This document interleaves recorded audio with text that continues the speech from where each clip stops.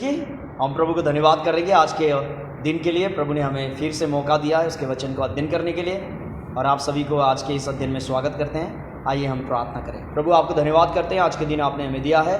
Israel के इतिहास का ये अंतिम अध्ययन है जो आप आज करेंगे। प्रभु हमें इस वचन के द्वारा, आप जीवित परमेश्वर है, आपका वचन जीवित है, इस सच्चाई को जानने में मदद करना। बाकी का समय आपके हाथ में रखते हुए ये प्रार्थना यीशु प्रभु के नाम से मांगते हैं, आमीन। तो प्रिय लोग, मैं इन दिनों में बता रहा हूँ आपको इजराइल के इतिहास, जो कि मैंने इसके आगे की वीडियो में भी आपको बताया है कि किस तरह से इजराइल को जो प्रतिज्ञा परमेश्वर ने किया था संपत्ति प्राप्त करने का, और समुद्र के सारे धन, जाति जातियों के धन संपत्ति कैसा इजराइल के हाथ में है, वह कंट्रोल कर रहा है।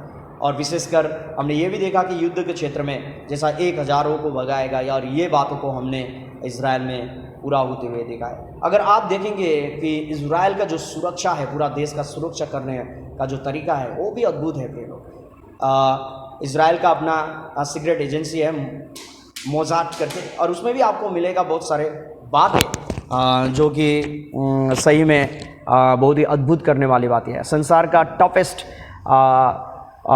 एजेंसी में आता है, जो कि गुप्त रूप में काम करने वाला एजेंसियों में। तो आज मैं आपको बताने वाला हूँ प्रिय लोग, विशेषकर कि इजराइल का अब जाति और उस तरह से देश का जो परमेश्वर ने प्रतिज्ञा की है इज़ेकिएल 36 और 37 अध्याय में, आज मैं देश के पुनर्निर्माण के बारे में बताना चाहता हूँ कि इजराइल जब वापस परमेश्वर उन्हें लाएगा। और हमें पता है कि 14 में 1948 में परमेश्वर ने इजराइल को स्वतंत्र देकर 2000 साल बाद अपने देश में वापस लाया है। और उसके बाद परमेश्वर ने जो प्रतिज्ञा किया है इज़ेकिएल 36 और 37 अध्याय में कि किस तरह से जाति लोग वहाँ बढ़ेंगे और उनका देश अदन सा होगा, और इन चीज़ों को मैं आज दिखाना चाहता हूँ। इज़ेकिएल 36 अध्याय का 35 पद, इज़ेकिएल 36 वर्स 35, लोग कहा करेंगे यह देश जो उजाड़ था वह अदन की वारी सा हो गया, और जो नगर खंडर और उजाड़ हो गए और ढाए गए थे वे गढ़ वाले हुए और बसाए गए हैं। तो प्रिय लोग, यहाँ पर हम जानते हैं कि 2600 साल पहले जो परमेश्वर ने भविष्यवाणी की है, आज आपके आंखों के सामने आप देखेंगे कि इजराइल जो है आज अदन का वारिसा सुंदर हो चुका है। लेकिन बाकी का जितना भी अरब देश है आज भी सूखा पड़ा हुआ है, लेकिन इजराइल जो आप देखेंगे हरा भरा, जैसा कि बाइबल में कहा गया दूध और मधु बहने वाला, और अदन का वारिसा। और यही चीज को आज आप आंखों के सामने देखने वाले हैं। जब इजराइल 14 में 1948 में अपने देश को पाया, उसके बाद वो लोग आए तो देश ऐसा था उजाड़ सुनसान, कुछ नहीं था, क्योंकि कई हजार सालों तक परमेश्वर ने इजराइल में वर्षा नहीं बरसाई थी, बारिश नहीं दिया था, उजाड़ पड़ा हुआ था। लगता था कि कोई जान नहीं है उनमें, कुछ नहीं हो सकता, बिल्कुल रेगिस्तानी जगह बन गया था। लेकिन धीरे धीरे परमेश्वर ने उन्हें ऐसा ज्ञान दिया, ऐसा वाटर इरिगेशन सिस्टम्स, जो पानी का नाले का जो उन्होंने जो सिस्टम किया है बहुत ही अद्भुत है प्रिय लोग।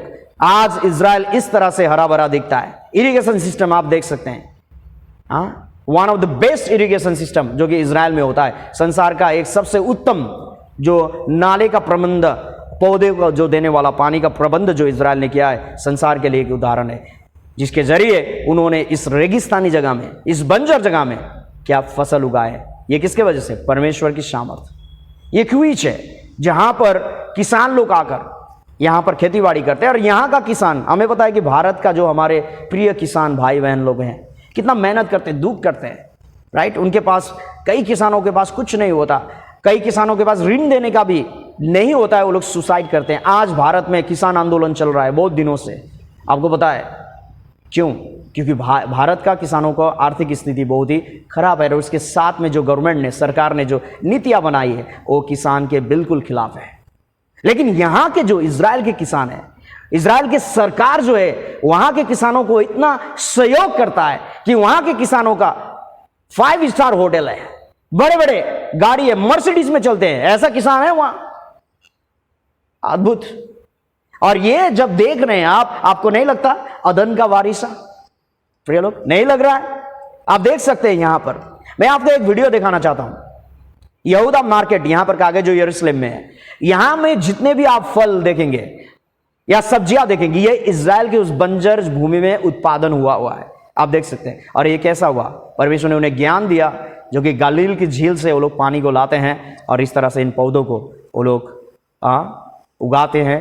और यहाँ का फल जो है संसार का वन ऑफ द टेस्टी फल, स्वादिष्ट फलों में से यहाँ आता है, फूलों में से आता है। आप देख सकते हैं इज़राइल के इस उन्नति करते हुए वर्तमान समय का स्थिति को। 이스라엘의 성도 예루살렘의 중앙 시장. 이곳에는 1년 내내 오렌지에서 호박에 이르기까지 온갖 싱싱한 과일과 야채가 풍성하다.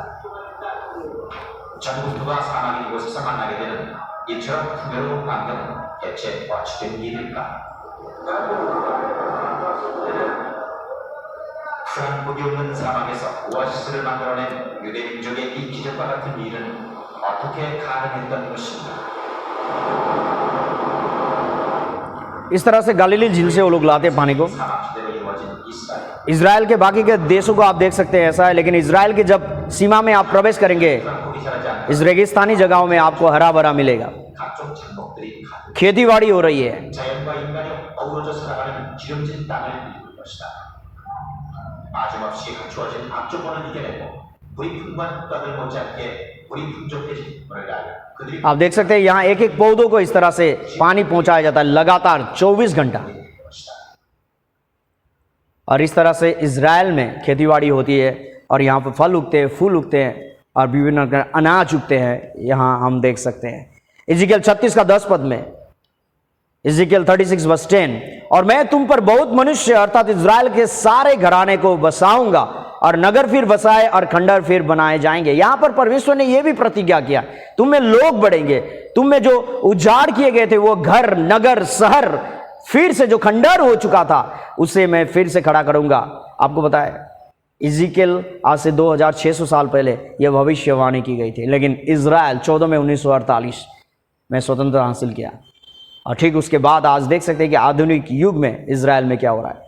मैं आपको ये फोटो दिखाना चाहता हूं जो कि जर्मन का एक इतिहासकार ने पहले के इज़राइल और अभी के इज़राइल से तुलना किया गया। वही जगह है, दो फोटो, पहले का फोटो अभी का फोटो तुलना करेंगे तो आपको दिखेगा साफ फर्क कि परमेश्वर ने किस तरह से, जैसा इज़िकियल 36 का 10 में उसने प्रतिज्ञा की कि मैं तुम में लोग बढ़ाऊंगा, घर बनाए जाएंगे, नगर और खंडर फिर से बसाए जाएंगे। इन चीज़ों को आप इस चित्र के द्वारा अपने आंखों के सामने आज से 2600 साल पहले किए गए भविष्यवाणी इज़िकियल 36 का 10 में आपके आंखों के सामने पूरा होते हुए इस फोटो के जरिए आप देख सकते हैं। यही वो जगह है। आप देख सकते हैं कि यहाँ विंड मिल है और यहाँ बहुत सारे छेद वाला घर। यही चीज को दूसरे चित्र में आप देख सकते हैं, यहाँ पर विंड मिल है और वही जगह है, बहुत सारे छेद वाला घर, वही जगह है। आज अभी भी कितना उन्नति ये जगह और भी कर चुका है, वही जगह है। आप देख सकते हैं आज ऐसा, इससे भी अधिक, ये मेन रोड है। आप देख सकते हैं जब उन लोगों ने स्वतंत्रता हासिल करके जब वापस आए थे, शुरुआत हुई थी ऐसा था, लेकिन आज आप देख सकते हैं ये ऐसा है।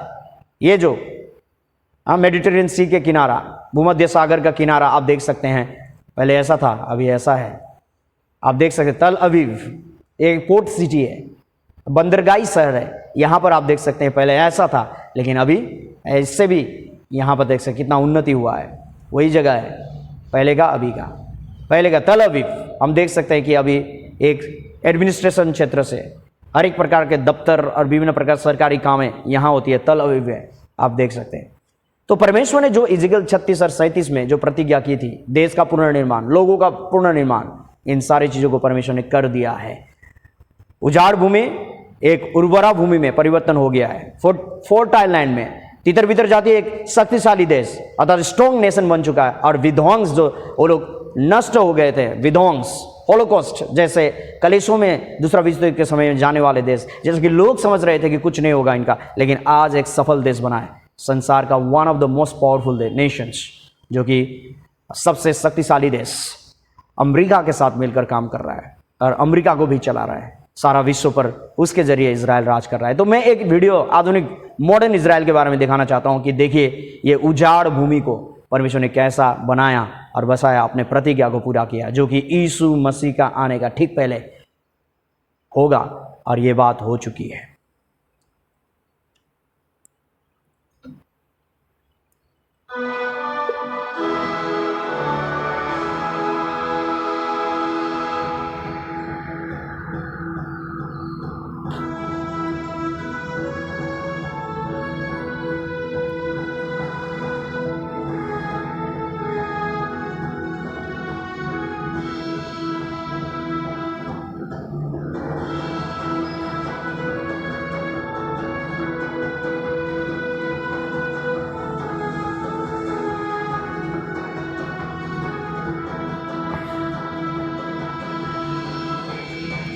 देख सकते हैं अभी ये नगरों को कैसा परमेश्वर ने बनाया है, भव्य इमारतों से, और नगरों को शहर से भर दिया है परमेश्वर ने। तल अवीव,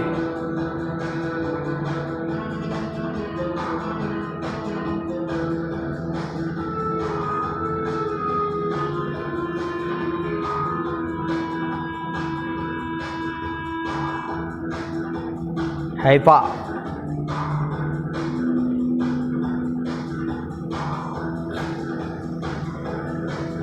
इलियट, यरूशलेम,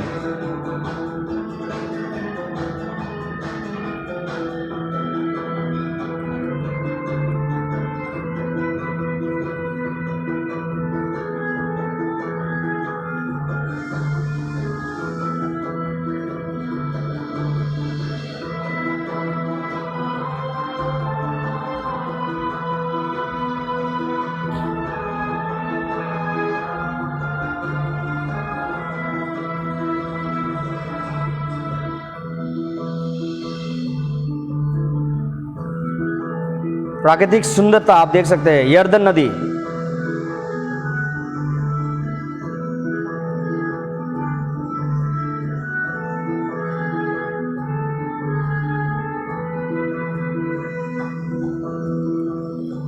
लाखों की संख्या में बाहर से ये पंछियां आती है इज़राइल में।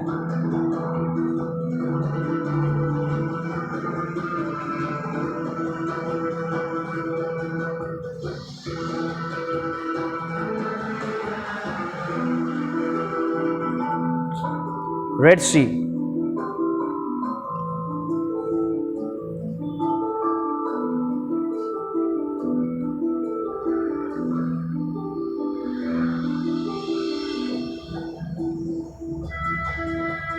गलील की झील,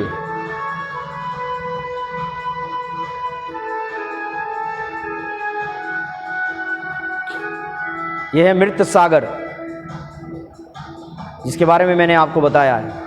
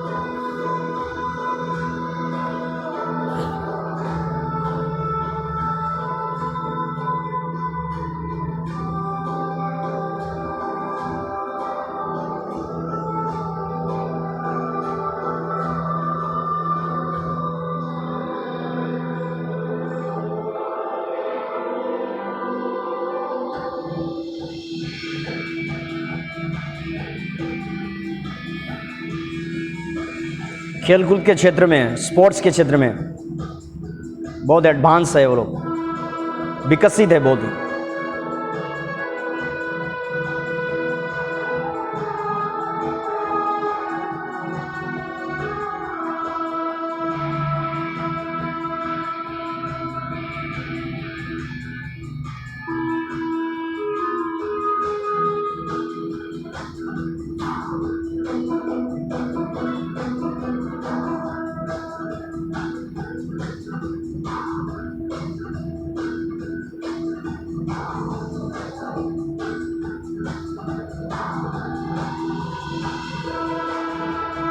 माइक्रोसॉफ्ट कंपनी,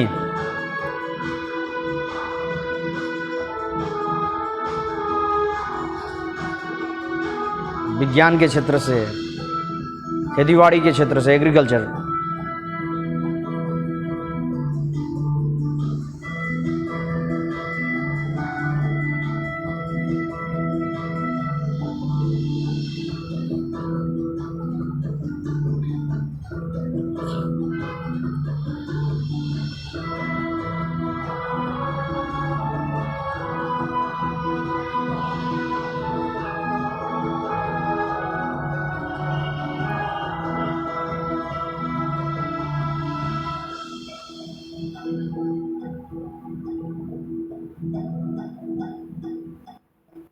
आपने देखा प्रिय लोग कि किस तरह से परमेश्वर ने उस उजाड़ भूमि को फिर से बसाया, अदन के वारिसा बनाया है, लोगों को बढ़ाया है।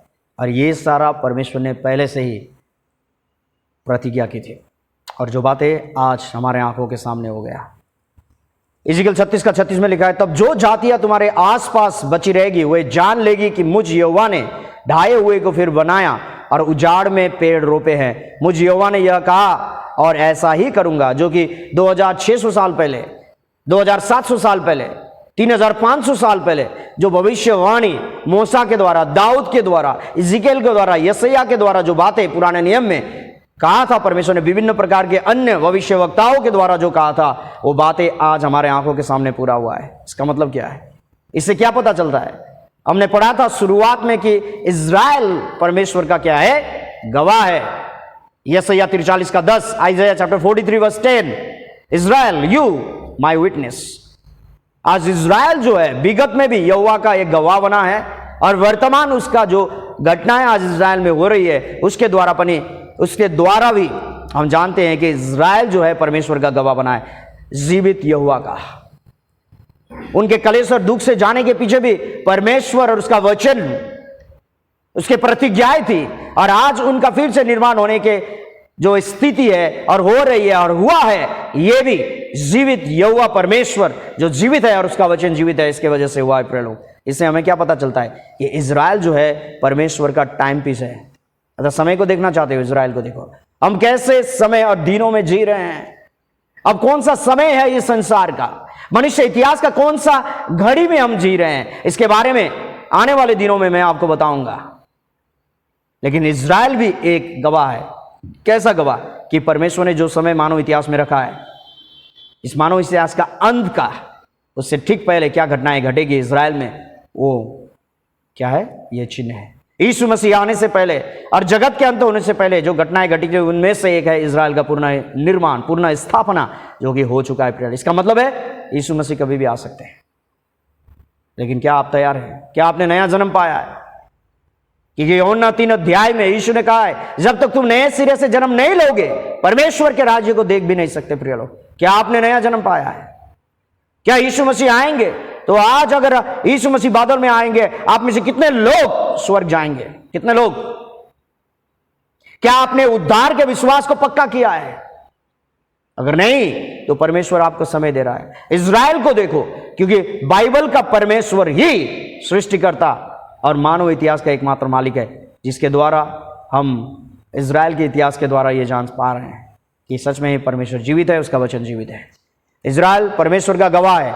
बाइबल की भविष्यवाणी में जो लिखी गई थी, उसी की तरह इज़राइल का इतिहास पूरा होता जा रहा है। मैंने शुरुआत में बोला था कि इतिहास का मतलब है होने के बाद लिखी जाती है। जैसा कि भारत का इतिहास में बहुत सारे मुगलों ने और विभिन्न प्रकार के राजाओं ने, महाराजा ने, सम्राटों ने, साम्राज्यों ने अधिकार किया था, वो इतिहास हो चुकी है। और जैसा कि अंग्रेजों ने भी 200 साल तक भारत में शासन किया, ये इतिहास है जो आज हम पढ़ते हैं, जो होने के बाद।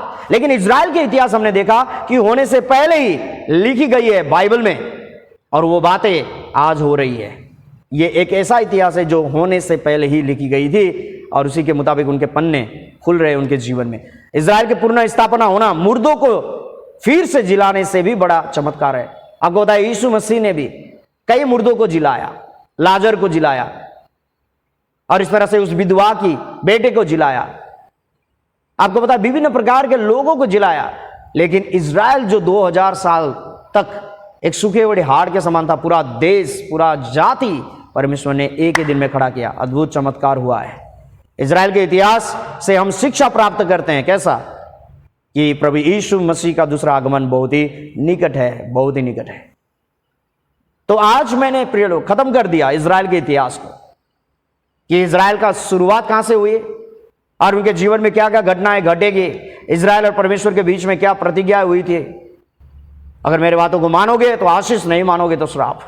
परमेश्वर ने इतिहास में ये बातों को उनके जीवन में हुआ है, जब उन्होंने परमेश्वर की बातों को तोड़ा है।